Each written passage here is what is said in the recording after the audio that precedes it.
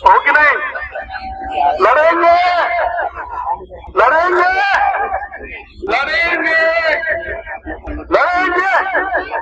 शहराची हवं नाही का? पैकी लोकांचे चेहरे सुन झाले. आपल्याला काय नाही आता चेहरे असं तेव्हा लढेंगे लढेंगे लढेंगे. 1 2 3. धन्यवाद. नमस्कार मित्रांनो, मी नागपूरच्या यशवंत स्टेडियम मध्ये आहे. यशवंत स्टेडियम दृष्टी यांना दाखवतो आहे. आज हजारोच्या संख्येने इथे कर्मचारी आहेत आणि ते एक मोठं आंदोलन आहे. किती संख्या दिसत आहे या संख्येवर आपणास निश्चित कळू शकतं की या राज्यामध्ये समस्या वाढत नसल्या आपण सर्वजण आपापल्या घरी खुश असलो. लाखो लोक अजूनही वेगवेगळ्या समस्यांनी ग्रस्त आहेत. त्याचे साक्ष देणारी यशवंत स्टेडियम आहे. या विषयामध्ये आपण कुठेही कर्मचारी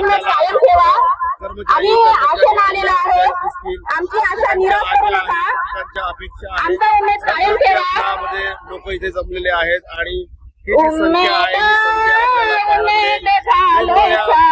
वेशभूषेमध्ये लोक या ठिकाणी आलेले आहेत. कोणी खाली बसलेले आहेत, कोणी वर बसलेले आहेत. वेगवेगळ्या संघटनांचं हे आंदोलन आहे आणि या आंदोलनासाठी मी आपल्याला घेऊन आलो आहे. प्रत्येक कर्मचाऱ्यांच्या काही ना काही मागण्या आहेत. कोणाला नियमित व्हायचं आहे तर कोणाला त्यांचं मानधन वाढवून घ्यायचं आहे आणि हे सर्व मोठ्या संख्येने आपल्याला या ठिकाणी पाहायला मिळेल.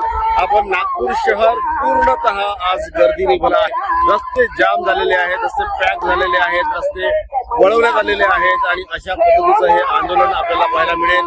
लोक तुम्हाला पाहायला मिळतील, जिकडे तिकडे पाहायला मिळतील. स्टेडियमवर बसलेले लोक आहेत.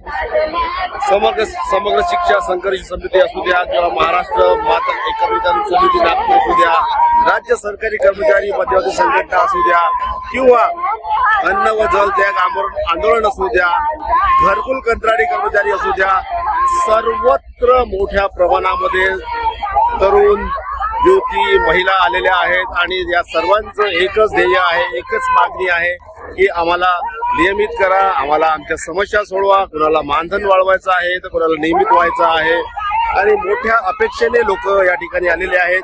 नागपूर हिवाळी अधिवेशन सुरू आहे आणि या हिवाळी अधिवेशनामध्ये हे कर्मचारी मोठ्या संख्येने आलेले आहेत, मोठ्या अपेक्षेने आलेले आहेत आणि ही अपेक्षा हे शासन, देवेंद्र फडणवीस यांचं शासन पूर्ण करते की नाही हे आपल्याला बघायला आवडेल. ही गर्दी सांगत आहे की अनेक तरुण, महिला, तरुणी, भगिनी या वेगवेगळ्या समस्यांनी ग्रस्त झालेल्या आहेत. वेगवेगळ्या अपेक्षेने या ठिकाणी एकत्र आलेले आहेत आणि हा जो विशाल वाव आहे संपूर्ण यशवंत स्टेडियम भरून गेलेला आहे, व्यापून गेलेला आहे. आता अनेक लोक बाहेर जात आहेत, येत आहेत, परंतु अजूनही काहीतरी घोषणा होईल, काहीतरी निर्णय होईल या अपेक्षेने जे बसलेले आहेत आणि ही जी अपेक्षा आहे ही अपेक्षा निश्चितच योग्य आहे. आणि एज्युकेट भारतच्या माध्यमातून मी आपणास यशवंत स्टेडियमचं हे दृश्य दाखवतो आहे आणि अपेक्षा करतो आहे की शासनाने या सर्व कर्मचाऱ्यांच्या, या सर्व भगिनींच्या, तरुणींच्या, तरुणांच्या ज्या मागण्या आहेत त्या मागण्या तात्काळ मंजूर कराव्यात. त्यांच्या जीवनाला एक वेगळी कलाटणी द्यावी आणि त्यांच्या इच्छा अपेक्षा पूर्ण कराव्यात. कारण हे तरुण आपल्या राज्याचे तरुण आहेत आणि या तरुणांच्या ज्या अपेक्षा आहेत त्या वास्तव आहेत, चुकीच्या नाहीत, योग्य अशा अपेक्षा आहेत. कारण अनेक वर्ष त्यांनी आपल्या आयुष्याचे इथे घालवलेले आहेत आणि त्यामुळे त्यांच्याही आयुष्याला स्थैर्य मिळावं, त्यांचंही आयुष्य चांगलं व्हावं ही अपेक्षा सर्वांची आहे. शासनाने दिली पाहिजे. समग्र शिक्षाचं एक मोठं आंदोलन आपल्याला या ठिकाणी पाहायला मिळेल.